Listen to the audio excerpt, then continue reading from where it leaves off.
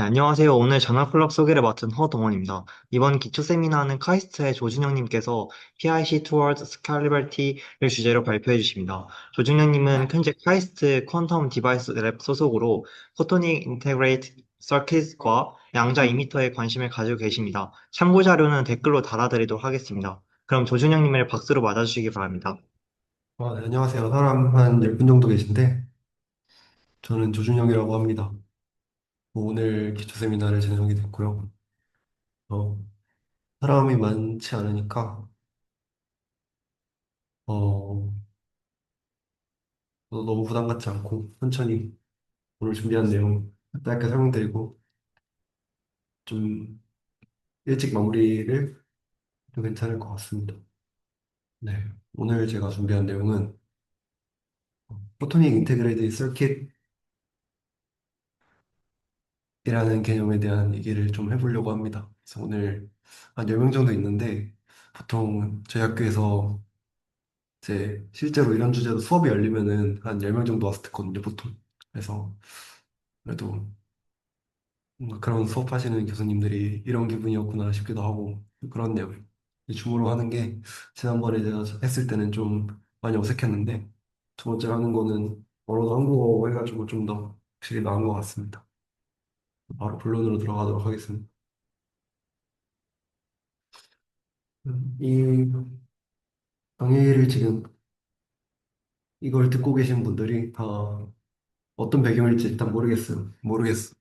라는 게 이제 전공이 어떤 것일지도 잘 모르겠고 컴퓨터공학이신 분도 있고 전자과이신 분도 있고 물리학과인 분도 아마 계시겠죠. 뭐 아닐 수도 있고요. 근데 어쨌든 이 독방에 있다는 거는 다들 지금 양자 컴퓨터나 양자 정보, 양자 생식을 하고 계신다는 건데 우리가 그렇다면은 어쨌든 그걸 연구를 하려면은 우리는 지금 그거의 병목에 달라붙어서 해결을 해야 되는 거잖아요. 양자 컴퓨터가 지금 왜 안 되고 있을까? 이런 생각을 다들 한 번쯤 해보신 적이 있을 거라고 생각을 합니다. 뭐 어떤 주제를 공부하시던 대학원이라는 게 하나의 문제를 풀러가는 거니까요. 그런 고민을 하나씩 해보셨을 거라 생각하고 아직 물론 대학원생인 분들 아니시겠지만 그래서 양자 컴퓨터의 병목은 뭘까라는 생각을 해봤을 때 이 작년 2025년에 조셉슨 정션으로 노벨 물리학상을 받으신 존 마르티니스 이분이 쓰신 칼럼이 있습니다. 그래서 퀀텀 컴퓨팅 needs its own industrial revolution이라고 뭐 인터넷에 검색하면 여러분 다 전문을 받아서 볼 수가 있을 텐데요. 이 글의 내용을 한마디로 요약하자면 이것입니다. 지금 퀀텀 분야는 하드웨어 연구가 본질적으로 필요하다. 이런 내용인데요. 이분이 이런 말을 하게 된 맥락은 지금 상황을 봤을 때 퀀텀 알고리즘이라든지 아니면 퀀텀 컴퓨터 사이언스 어떤 양의 컴퓨터가 하드웨어적으로 이제 상용화가 된다고 가정했을 때 그 다음 스택에 쌓아 올린 이제 추상화된 개념들은 어느 정도 충분하다는 겁니다. 근데 이제 지금 문제는 근본적으로 양자 컴퓨터의 가장 기본적인 하드웨어적 구현이 지금 문제고 있다는 게 문제겠죠. 근데 실제로 저도 이걸 좀 느끼는데요. 양자 연구가 요새 정말 많이 이루어지고 있고 그걸 따라서 뭐 양자 머신러닝도 있고 요새 뭐 양자 머신러닝뿐만 아니라 뭐 여러 가지 알고리즘들을 비롯해서 잠시만요. 잠시 창문 좀 바꾸겠습니다. 아, 네. 사실 저희가 요새 이제 보면은 양자 컴퓨터, 양자 정보의 연구가 엄청나게 많이 되고 있죠. 근데 그거에 반해서 존 마르티니스는 그 하드웨어 자체에 대한 연구가 많이 부족하다고 생각을 하신다고 합니다. 그래서 이제는 좀 피보팅을 해야 된다. 그래서 이게 구체적으로 어떤 말인지 좀 자세히 알아보면은 결국에는 어떻게 하면 더 작게 만들 수 있을까라는 문제라고 할 수가 있습니다. 왜냐면은 실제로 이 여러분들이 그림 많이 보셨을 텐데 보면 엄청나게 크잖아요. 근데 이게 실제로 큰 게 안에 들어가 있는 뭐 시스템도 물론 크지만 그거 자체가 문제가 아니라 이게 다 냉장고예요, 냉장고. 이 초연소체 컴퓨터의 특성상 그리고 뭐 다른 플랫폼들도 많은 경우에 이런 낮은 동작 온도를 요구하지만 이렇게 엄청 큰 냉장고를 사용해서 온도를 아주 많이 낮춰야지만 동작이 될 수가 있기 때문에 이렇게 실제로 이 저자도 이거를 스파게티 라이크라고 하면서 되게 비판을 하거든요. 이런 식으로는 절대 크게 만들 수 없다라는 사실을 이 저자가 얘기를 하고 있고요. 그래서 이 점에서 여러분들이 이 오른쪽에 사진을 보시면 이게 트랜지스터 이전에 이제 진공관이잖아요. 어떻게 보면 이제 다음 슬라이드 넘어갔는데 이 진공관을 사진을 왜 보여드리냐면 옛날에 이제 고전 컴퓨터 발전하는 과정도 이와 비슷했기 때문입니다. 옛날에 컴퓨터라는 게 처음 등장했을 때도 컴퓨터가 한 축구장만 했겠죠. 진짜 처음 등장했을 때는 축구장만 하다가 방만 하다가 이렇게 점점점 줄어들어서 지금은 이만큼 크기가 된 거잖아요. 그래서 그거를 하는 데 있어서 가장 핵심적이었던 전환은 이 여기 보이는 그림에서처럼 엄청나게 큰 사이즈였던 이런 진공관들이 나중에는 이제 제 손톱만한 칩에 100만 개씩 들어갈 수 있는 트랜지스터로 바뀌었다는데 가장 큰 의미가 있겠죠. 그러니까 퀀텀 컴퓨터 같은 경우에도 사실 근본적으로 퀀텀 컴퓨터가 성용화가 되려면 그 위에 단계 알고리즘, 추상화, 뭐 아키텍처 이런 영역도 물론 중요하겠지만 결국은 어떻게 이거를 하드웨어를 작게 만들 수 있을까라는 고민이 가장 우선적이라는 것을 저희가 쉽게 생각을 해볼 수가 있겠죠. 그래서 어떻게 작게 만들까에 대한 답은 다음 슬라이드에 바로 나오는데요. 광직적 회로 기술이 필요합니다.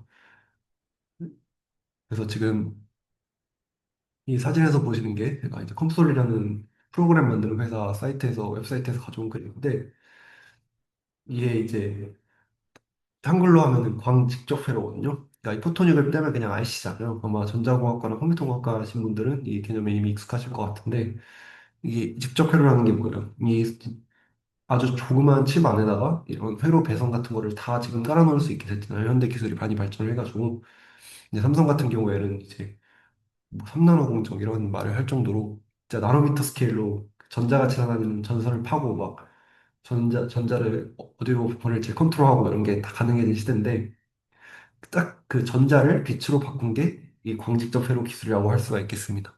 그래서 이 그림을 보시면 이렇게 파란 길이 있잖아요. 이게 이제 전선이랑 똑같은 거라고 생각을 하시면 되고 그래서 다시 말씀을 한마디로 광직적 회로라는 게 있다. 그거는 전자가 지나다니는 직접 회로를 전자만 광자로 대체한 똑같은 개념이다라고 이해를 하시면 됩니다. 그래서 이 기술을 응용해서 지금 일부 양자 컴퓨터 회사들이 양자 컴퓨터를 만들고 있는데 그 회사들도 지금 로드맵이 한 축구장 정도 사이즈가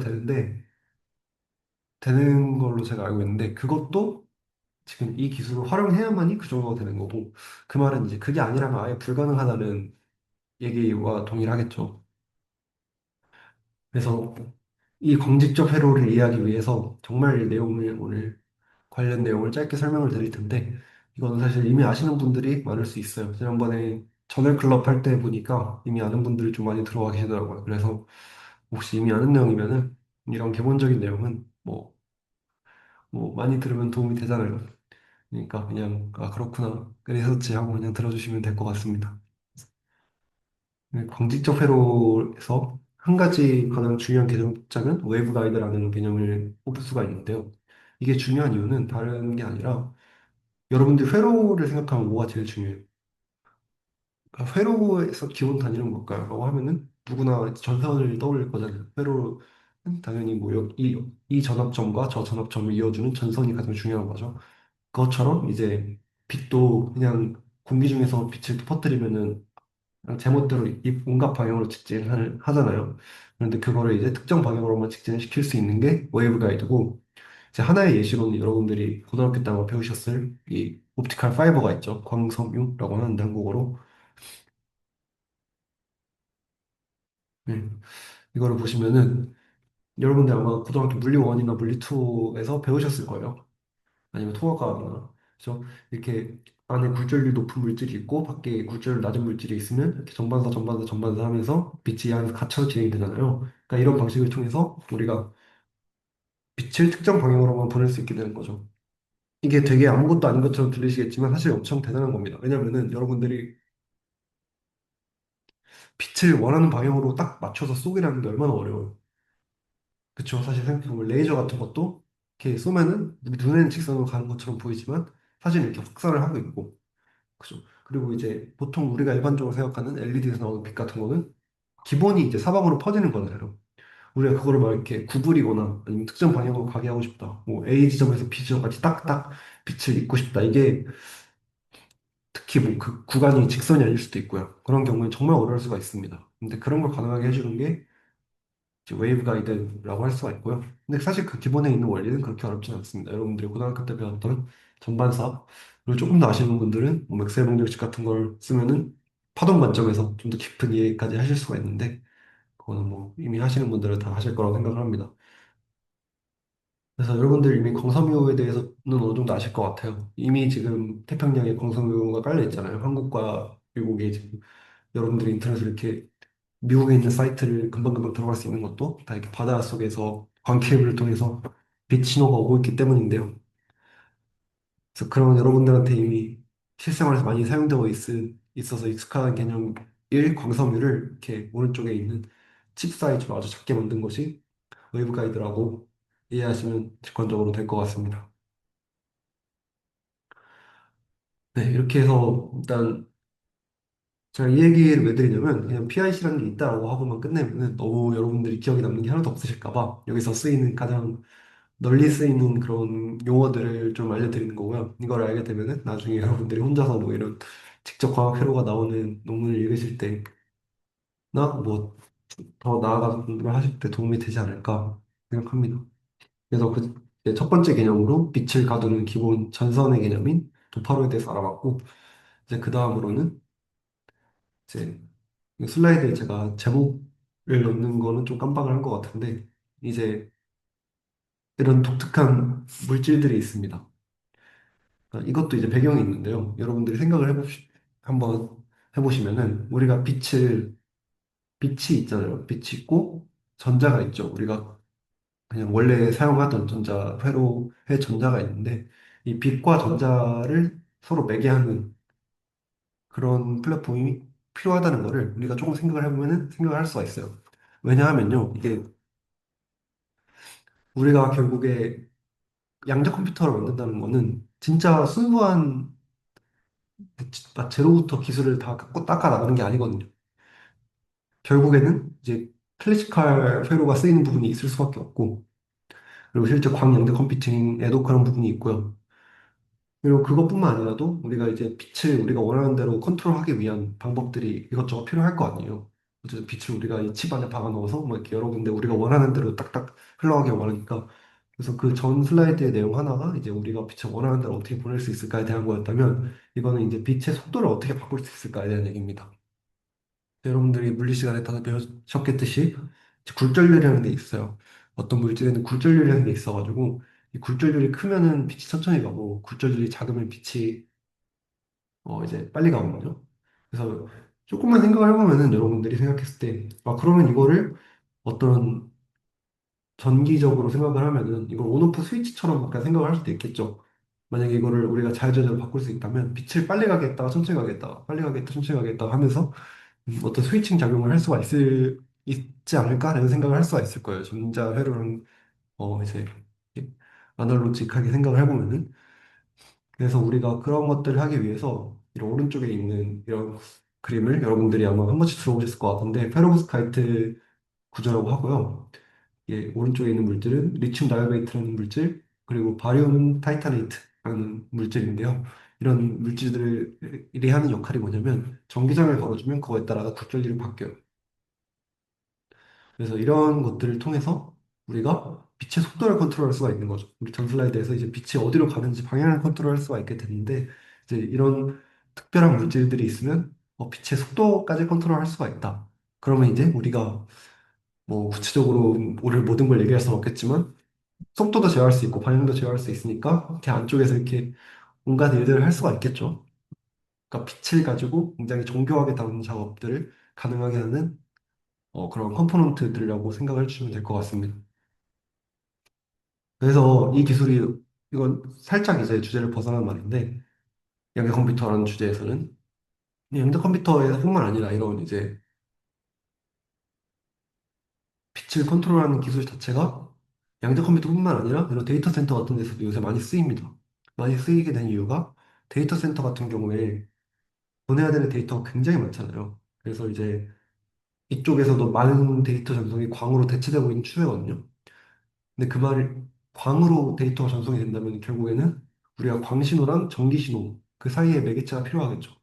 근데 여러분들 생각을 해보세요. 여러분들 이렇게 광자 하나가 있고 이게 전자 하나가 있어요. 여러분 광자 전자가 있어요. 근데 얘네를 막 이렇게 여러분이 막 갖다 이렇게 비벼요. 근데 그런다고 뭐 상호작용이 일어나나요? 물론 뭐 일어날 수도 있겠죠. 근데 이게 딱 생각했을 때 빛은 그냥 뭐 주변 환경을 그렇게 타지 않잖아요, 사실. 그러니까 뭐 전자 광자든 광자 광자든 여러분들이 그 머릿속으로 생각을 해보세요. 뭐 광자 두 개를 이렇게 갖다 비빈다고 해서 뭐 광자 두 개가 상호작용을 하나요? 그거 안 한다는 게 이제 중첩의 원리죠. 우리가 고등학교 때부터 많이 배웠던. 그래서 그거를 어떻게 상호작용을 만들까? 어떻게 그걸 관련을 지을까? 그게 굉장히 중요한 문제란 말이에요. 그래서 전처럼 이제 전기적인 방법을 사용해서 빛을 컨트롤할 수 있다는 게 좀 이제 추상적으로 생각을 하면 전자랑 광자가 서로 인터랙션이 가능해지는 거잖아요. 그래서 이런 기술이 이제 확장이 되면은 CPU, co-packaged optics라는 이런 개념이 있는데 그게 이제 AI 데이터 센터에서도 굉장히 많은 양의 정보를 전달하기 위해 핵심적인 그런 기술이 됩니다. 그래서 엔비디아에서는 이미 양산에 들어갔다고 알려져 있고요. 웹사이트 여러분들 들어가 보시면 다들 보실 수 있으실 겁니다. 그래서 이거 제가 방금 전에 말씀했던 내용의 한 줄, 한 페이지 도식인데요. 이 왼쪽의 내용이 이제 그 아까 전에 이제 우리가 봤던 엄청 큰 양자 컴퓨터 같은 그런 거라고 할 수 있어요. 보통 왼쪽에 있는 거를 이제 물리학과 같은 데서 많이 하죠. 이거는 이제 근데 엄청 크게 만드는데 한계가 있겠죠. 딱 봐도. 이 그림을 보면은 이거는 뭐냐면 그 실험 셋업인데 이렇게 테이블이 있고 그 위에 이렇게 레이저나 렌즈 같은 거를 써가지고 이렇게 우리가 직접 이렇게 테이블 안에 컴포넌트들을 박아가지고 실험을 하는 방식인데 이거는 딱 봐도 지금 뭐 크게 만들려면은 진짜 한 집 크기는 돼야겠죠. 이 단위를 뭐 한 10개만 반복한다고 생각해도 벌써 뭐 이 방 하나 정도 푹 채울 것 같단 말이에요. 그래서 이거를 어떻게 하면 이 칩 안에 우겨 넣을 수 있을까? 그게 이제 PIC 광직접 회로 기술이라고 하는 거고 그거를 이제 어떻게 구현하는지에 대한 정말 간단한 설명을 오늘 드린 겁니다. 그래서 빛을 어떻게 컨트롤하는가, 빛을 어떻게 칩상에서 컨트롤하는가에 대한 내용을 계속 반복해서 얘기를 하고 있다고 생각을 해주시면 될 것 같고요. 네, 여기까지 했고 이제 이 다음 내용은 사실 제가 앞서 말씀드렸듯이 제가 여러분들이 무슨 공부를 하고 계신지 잘 몰라요. 뭐 플랫폼도 다양하고 양자 컴퓨터가 그리고 이제 양자 하드웨어 하는 사람도 있고 양자 소프트웨어 하는 사람도 있고 그렇잖아요. 또 양자 통신, 센싱 뭐 이런 것까지 하면 정말 다양한데 제가 이 슬라이드를 넣은 이유는 이 슬라이드를 지금 보시면 이거는 중성원자 양자 컴퓨팅 슬라이드거든요. 그리고 다음 슬라이드는 이제 이온 트랩 양자 컴퓨팅 슬라이드를 가져왔는데 이 논문들 피규어를 보면 이게 결국에 다 보시면 알겠지만 포토닉 인테그레이트 서킷 PIC예요. 제가 아까 전에 보여드렸던 이런 형태의 글을 다 발견하실 수가 있죠 논문들에서. 그래서 제가 하고 싶은 말이 뭐냐 이게 무슨 플랫폼이든 간에 결국에 작게 만들어야 되잖아요. 그러면은 직접 기술이 필요할 수밖에 없고 그래서 뭘 직접 익힐 거냐 하면은 결국에 빛이라는 거죠. 왜냐면 여러분들이 생각을 해보시면 이런 분성원자 양자 컴퓨팅이나 여러분들이 관심 있는 혹은 이온트랩 양자 컴퓨팅 같은 경우에 결국 이온 트랩 양자 컴퓨팅이라고 해서 정말 이온만 가지고 컴퓨팅을 하나요? 이렇게 생각을 해보면 그렇지 않다는 거죠. 그러니까 이온 하나하나를 뭐 물론 배치를 하고 이런 데서부터 일단 광이 들어와요. 그 옵티컬 트위저라고 하는데 중성원자 같은 거는 이렇게 위아래서 이렇게 빛을 쏴가지고 그 사이에 탁 원자를 고정시키는 그런 방식을 쓰죠. 그래서 뭐 더 자세히 설명을 하지는 않을 거고 제 완전 전문 분야도 아니지만 이제 여러 가지 그 인터 컴퓨터를 사용하는 방식이 플랫폼이 있는데 플랫폼에 상관없이 결국에는 이제 빛을 사용해서 뭔가를 컨트롤하는 경우가 되게 많고 그렇기 때문에 여러분들이 광학적 회로에 대해서 기본적인 지식이 있으면 되게 유용할 것 같다. 이런 말씀을 드리면서 오늘 발표를 좀 일찍 마치도록 하겠습니다. 감사합니다.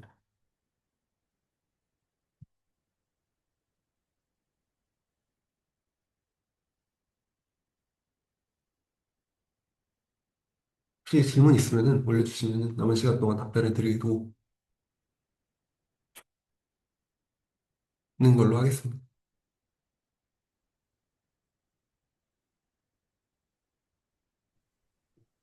마이크 테스트. 혹시 제 목소리 잘 들리시나요?